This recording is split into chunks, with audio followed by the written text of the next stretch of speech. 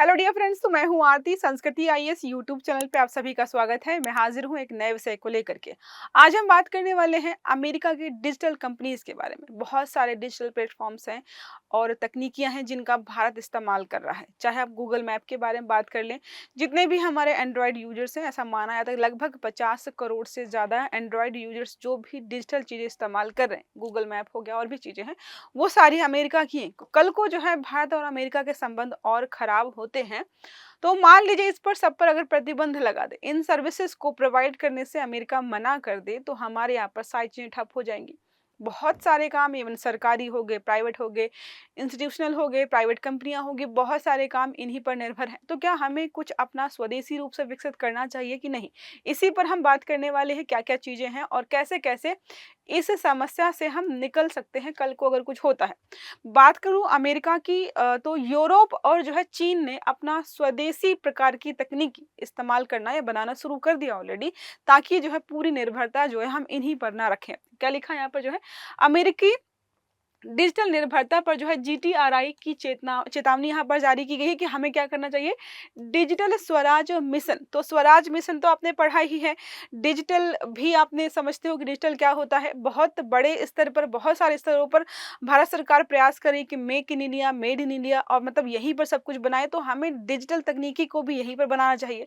अब किसी मंत्रालय का बहुत ज्यादा इंपॉर्टेंट स्पेसिफिक डाटा जिस क्लाउड में सेव है वो है अमेरिका का। आप समझिए, इतनी ज्यादा क्रूशियल इंफॉर्मेशन सारी उनके पास है। और अगर चलो मान लो नहीं भी है, तो उसको ऑपरेट करने के लिए, उसको जो है चलाने के लिए, इस्तेमाल करने के लिए हमें उसी डेटा की आवश्यकता है। और एक्सेस किसके पास है? अमेरिका के पास है। इसलिए जो इस प्रकार की चिंताएं यहाँ पर व्यक्त की जा रही है और अपने आप में सही भी है। देखिए क्या लिखा है, थिंक टैंक जो है ग्लोबल ट्रेड रिसर्च जो है इनिशिएटिव, तो हमारा ये नहीं है, ग्लोबल लेवल पर है, जिसको हम शॉर्ट में जीटीआरआई के नाम से जानते हैं। भारत की अमेरिकी सॉफ्टवेयर, क्लाउड और सोशल मीडिया प्लेटफॉर्म्स पर अत्यधिक निर्भरता को खतरनाक बना है। अभी आजकल इंस्टाग्राम पे एक ट्रेंड चल रहा है जहां पर जेमिनी का इस्तेमाल करके लोग क्या कर रहे हैं, अपने फोटो, सुंदर सुंदर फोटो जो है इस्तेमाल बनवा रहे हैं एआई का इस्तेमाल करके। कुछ लोगों का मानना है कि ठीक है, कोई दिक्कत नहीं है। कुछ लोग यहाँ पर बोल रहे हैं कि आपकी जो है डिजिटल डिवाइस का एक्सेस दे रहे हो, आप अपनी गूगल फोटोज फोटोज का एक्सेस दे रहे हो, और भी पता नहीं कौन कौन से उसने जो एक्सेस लिए होंगे आपके फोन के, ये खतरनाक हो सकता है। फिलहाल हम देखें तो हमारे पूरे फोन का एक्सेस ऑलरेडी उनके पास है, आप चाहे मानो चाहे ना मानो। हाँ, आईफोन अगर आपके पास है तो कुछ हद तक आपको सिक्योरिटी मिल जाती है, लेकिन एंड्रॉयड यूजर्स तो भूल जाए। अब चेतावनी यहाँ पर दी गई कि भू राजनीतिक तनाव की स्थिति में ऑलरेडी जो है ट्रेड को लेकर वॉर चल रहा है कि इतना जो है टैरिफ लगा देंगे, और भी चीजें विवादित यहाँ पर चल रही हैं। अब यहाँ पर यह है कि अगर जो है भू राजनीतिक तनाव की स्थिति और बढ़ जाती है, तो भारत की जो डिजिटल बैकलॉग है वो ठप हो सकती है, क्योंकि हम निर्भर उन्हीं पर हैं। समाधान इसका ये हो सकता है कि हम क्या करें, डिजिटल स्वराज मिशन शुरू करें। स्वराज का मतलब है कि डिजिटली जो भी चीजें चल रही है हम अपना बनाएंगे, अपने हिसाब से उनको जो है ऑपरेट करने का प्रयास करेंगे। क्लास को आगे बढ़ाएंगे, इसके पहले हम बात कर लेते हैं हिंदी दिवस का स्पेशल ऑफर चल रहा है, जो कि 10 सितंबर से स्टार्ट हुआ था, 15 तक चलने वाला है। 50 से 70% का यहाँ पर डिस्काउंट दिया जाता है अमूमन आपको, लेकिन यहाँ पर 10% का एक्स्ट्रा डिस्काउंट मिलेगा क्योंकि ये ऑफर चल रहा है। तो यूपीएससी और यूपीपीएससी के फाउंडेशन कोर्सेज हमारे जो भी है, प्री प्लस मेंस के लाइव और ऑनलाइन, यहाँ पर आपको बात करते हैं तो हमारा प्री प्लस मेंस का जो कोर्स है आफ्टर डिस्काउंट मात्र और मात्र 27,000 में मिल जाएगा। यूपीपीएससी का फाउंडेशन कोर्स जीएस प्लस सी सेट का 22,500 में, और यूपीपीएससी टारगेट प्रीलिम्स बैच अब बीपीएससी हो गया है, यूपीपीएससी पर आपका फोकस हो गया होगा। अगर तैयारी फिर भी ठीक नहीं हुई है तो ये बैच आपके लिए बेस्ट रहने वाला है। 13,500 में है, सारी कंप्लीट आपकी प्रिपरेशन यूपीपीएससी प्रीलिम्स की कराई जाएगी। नंबर है 9555124124, या फिर आप विजिट कर सकते हो sanskritIAS.com की वेबसाइट पर। आते हैं वापस हमारे टॉपिक पर। हम बात कर रहे हैं डिजिटल निर्भरता की। सॉफ्टवेयर तो भारत के अधिकांश डिवाइसेस, विंडोज हो गया, एंड्रॉइड, सब आधारित हैं इसी पर। 50 करोड़ से ज्यादा भारतीय स्मार्टफोन का इस्तेमाल करते हैं और गूगल एंड्रॉइड पर चला रहे हैं। ये सब अमेरिका का है, हमारा यहाँ पर कुछ भी नहीं है, हम बस इस्तेमाल कर रहे हैं। क्लाउड सेवाओं के बारे में बात करते हैं तो भारत का क्लाउड मार्केट जो है 50,000 करोड़ प्लस जो है 80% अमेरिकी कंपनियां, जिसमें अमेजॉन, AWS, माइक्रोसॉफ्ट अज्योर और जो है गूगल क्लाउड के पास है।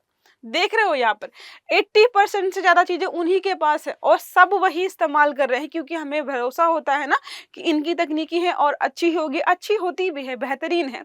लेकिन यहाँ पर जो है सिक्योरिटी और प्राइवेसी का जो मामला है वो वहाँ पर देखने को मिल रहा है। अब ई गवर्नेंस प्रोजेक्ट्स, इवन यहाँ पर देखो आधार, जीएसटी एंड डिजिटल लॉक, ये भी विदेशी क्लाउड पर निर्भर है। भारत सरकार की इतनी बड़ी बड़ी योजनाएं सब विदेशी क्लाउड पर निर्भर है। आधार के लिए बोला जाता है दुनिया का सबसे बड़ा ऐसा प्रोग्राम है जो लोगों को डिजिटल या फिर आइडेंटिफिकेशन प्रोवाइड करता है। पूरी दुनिया में इतनी जनसंख्या में कोई भी आईडी कार्ड इस प्रकार का इस्तेमाल ही नहीं करता है, और ये किस पर आधारित है? विदेशी क्लाउड पर आधारित है। तो ये यहाँ पर चिंता का विषय है। सोशल मीडिया और डिजिटल प्लेटफॉर्म्स के बारे में बात करते हैं। हम बैन करते रहते हैं, हमने कितने सारे बैन करने के प्रयास किए। चाइना का तो चलो हम बैन कर ही रहे हैं, और चाइना को लेकर बात करूं तो नासा ने जो है चाइनीज साइंटिस्ट को भी बैन कर दिया अपने यहाँ पर। 2011 में उन्होंने जो है वोल्फ करके एक कानून बनाया था, दोबारा से उनको बैन कर दिया है। लेकिन अमेरिका के खिलाफ कोई इस प्रकार के नियम कानून नहीं बनाता है कि हम तुम्हारा बैन कर देंगे। अमेरिका के साथ क्या होता है कि देश क्या करते हैं कि तुम्हारा तो है हमारे यहाँ पर, हम अपना खुद का बना लेंगे, क्योंकि किसी के अंदर इतनी हिम्मत ही नहीं है कि अमेरिका को बोले कि हम तुम्हारे प्रोडक्ट्स को बैन कर रहे हैं यहाँ पर। तो क्या है, Meta, Facebook, WhatsApp, Instagram, Google में यूट्यूब और ट्विटर, एक्स आदि पर निर्भरता सब इस्तेमाल करते हैं। हमारे यहाँ पे बड़े बड़े पॉलिटिशियंस के अकाउंट्स यहाँ पर बने हुए हैं, सब कुछ यहाँ पर जो है जारी किया जा रहा है। एआई और जनरेटिव एआई का इस्तेमाल तो आप देख रहे हो कितना ज़्यादा बढ़ गया है। चैट जीपीटी, गूगल जेमिनी और विदेशी एआई मॉडल, तो जो भी जेमिनी इस्तेमाल कर रहे हैं देख लो किसका है, गूगल का है।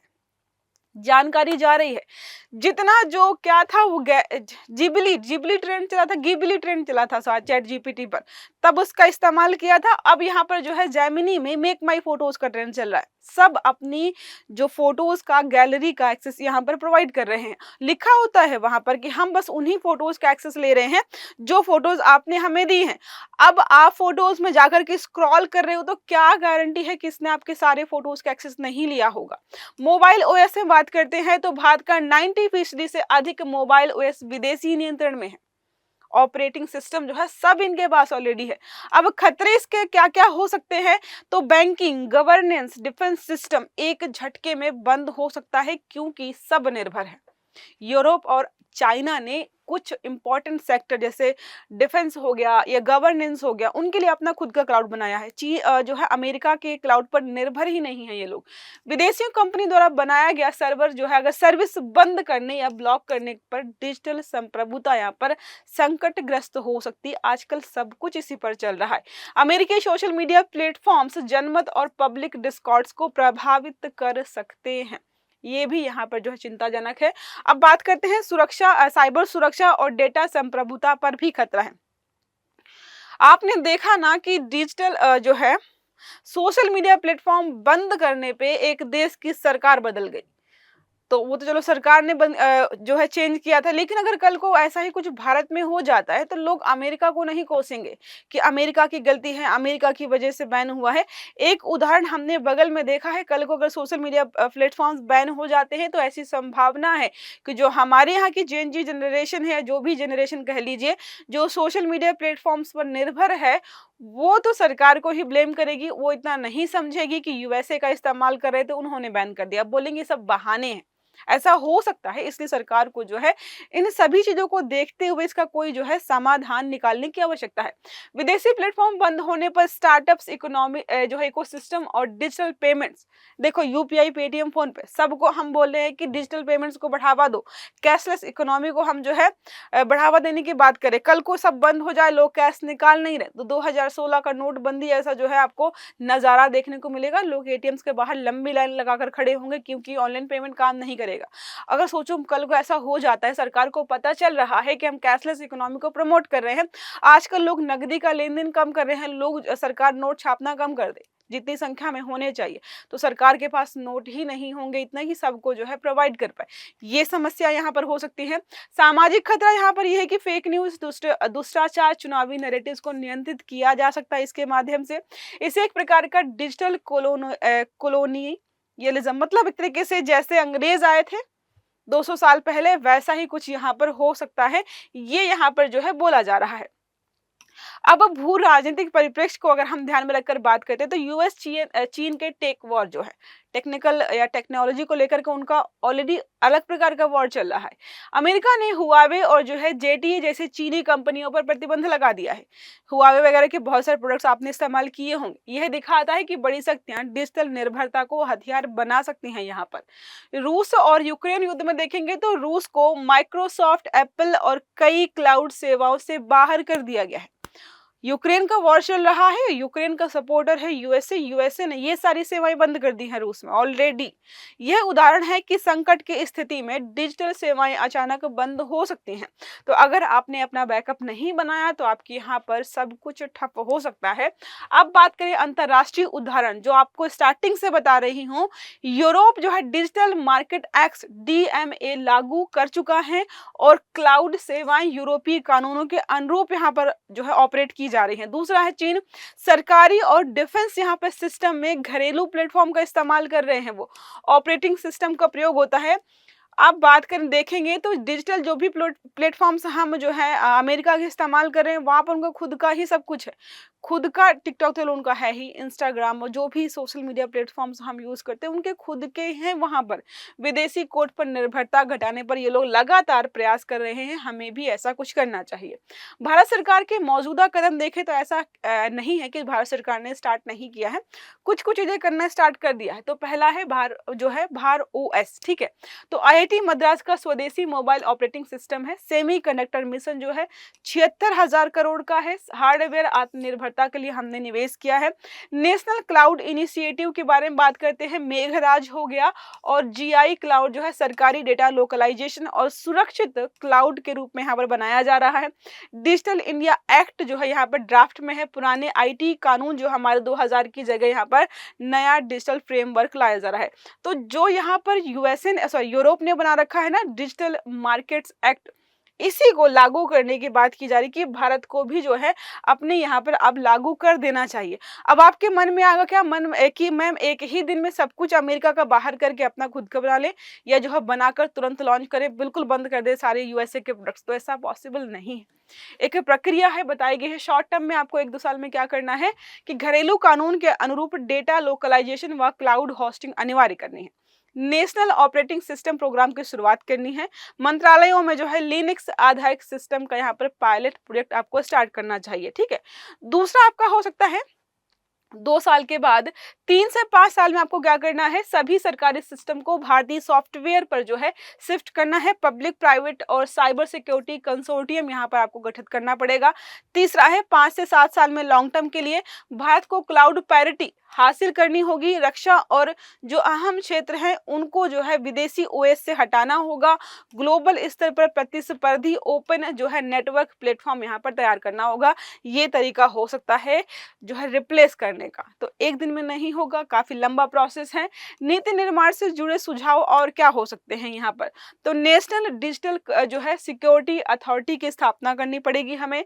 विदेशी कंपनियों से डेटा स्टोरेज और सोर्स कोड की जो है पारदर्शिता अनिवार्य करनी होगी कि वो डेटा हमारी यहाँ पर ही स्टोर कर रहे हैं या जो है हमारा डेटा इस्तेमाल करके वो अपने देश के जो है क्लाउड में जो है स्टोर कर, ये हमें देखना पड़ेगा। घरेलू टेक कंपनियां जैसे हमारा इन्फोसिस हो गया, टीसीएस हो गया, एचसीएल हो गया, को रिसर्च एंड डेवलपमेंट में प्रोत्साहित करना पड़ेगा। तो हमारे पास कंपनियों की या फंड्स की कमी नहीं है, बस रिसर्च और डेवलपमेंट की कमी है। अगर इनको हम प्रोत्साहित करें तो जैसी अमेरिका के पास तकनीकी है ना उसके जैसी, तो 90 से 95% तक सिमिलर हम बना सकते हैं और उसका इस्तेमाल कर सकते हैं। अब एआई, क्वांटम कंप्यूटिंग और साइबर डिफेंस में स्वदेशी नेतृत्व को बढ़ावा देने की यहाँ पर हमें जरूरत है, तभी हम इस समस्या से निकल सकते हैं। चुनौतियां यहाँ पर आपको देखने को कुछ मिलेंगी। पहला है निवेश की कमी। क्या लोग जो है अमेरिका की बड़ी बड़ी कंपनियों को छोड़ करके हमारे यहाँ की कंपनियों में निवेश करेंगे या नहीं करेंगे। प्रतिभा का पलायन, तो जितने अच्छे अच्छे लोग थे वो तो सारे अमेरिका और बड़े बड़े देशों में चले गए हैं। आप देखिए गूगल, मेटा के जितने भी प्लेटफॉर्म्स हैं, इवन जो है एलन मस्क की भी कंपनी है, बड़े बड़े पदों पर आपको भारतीय दिखाई देते हैं कि सब कुछ तो भारतीय ही संभाल रहे। तो हमारे यहाँ से प्रतिभाएं पलायन कर जाती, क्योंकि उनके हिसाब की, उनके जो है कैलिबर्स की जॉब और पेमेंट हमारे पास है ही नहीं। निजी क्षेत्र का विदेशी कंपनियों पर भरोसा, ये यहाँ पर जो है सबसे बड़ा जो है नुकसान हो जाता है। तो ये सारे तरीके हैं, चुनौतियां हैं, क्या क्या चीजें कैसे हो सकती हैं, सारी समझा दी हैं। अब एक प्रश्न हमारा यहाँ पर है, निम्नलिखित कथनों पर विचार कीजिए। ग्लोबल ट्रेड रिसर्च इनिशिएटिव जीटीआरआई ने भारत की डिजिटल निर्भरता को डिजिटल कोलोनियलिज्म की संज्ञा दी है। दूसरा स्टेटमेंट यहाँ पर बोल रहा है, अमेरिका की सोशल मीडिया प्लेटफॉर्म भारत में जनमत व चुनौती नैरेटिव्स को प्रभावित करने की क्षमता रखती है। अमेरिका, ये जो नैरेटिव है, ये भारत में नहीं पूरी दुनिया में कहीं पर भी प्रभावित कर सकता है। रूस यूक्रेन युद्ध के दौरान रूस को माइक्रोसॉफ्ट, एप्पल और कई क्लाउड सेवाओं से बाहर कर दिया गया है। अब सही आंसर जो है आपको निकाल करके कमेंट बॉक्स में बताना है। आई होप ये आर्टिकल आपको समझ में आया होगा। अगर वीडियो अच्छा लगा है तो लाइक करना है, चैनल को सब्सक्राइब करना है, बेल आइकन दबाना, ताकि जितने भी इस प्रकार के आर्टिकल्स हैं वो सारे आपको समय पर मिलते रहें। तो अच्छे से पढ़िएगा। Have a good day. Thank you.